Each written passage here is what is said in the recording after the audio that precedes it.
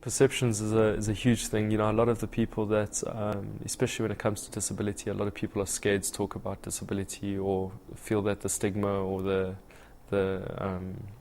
it's just something that's a bit taboo, so they don't want to talk about it. Yeah, and I feel that maybe the UK has come a very long way. I compete here every year, and I know people in the UK are far more educated when it comes to disabilities than many other countries in the world, and that's probably one of the biggest points for me with them hosting this Paralympic Games. Is for the first time the world will be subject to the view of many people in Great Britain and how they view Paralympic sport, which is not only inspirational sport but hardcore sport. It's full of triumph, it's full of disappointment, and I think that perception is going to change a lot. And where that perception needs to be changed is with the younger generation. Many of their parents still kind of don't know how to deal with the situation, and that's because of lack of education.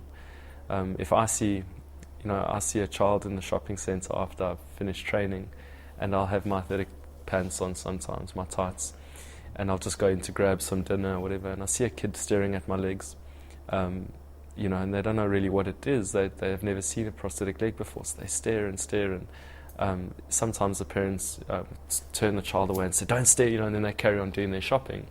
And this child had such an innocent approach. It wasn't that they were trying to be rude, they just didn't know what it was. And immediately by the parent not explaining the disability, whether they felt that the topic was, too difficult to explain, or that they didn't have the education surrounding it themselves because their parents didn't do that with them, they the child develops this notion that, okay, this is something we don't do and we don't talk about. And that's what forms this negative stigma when it comes to disability.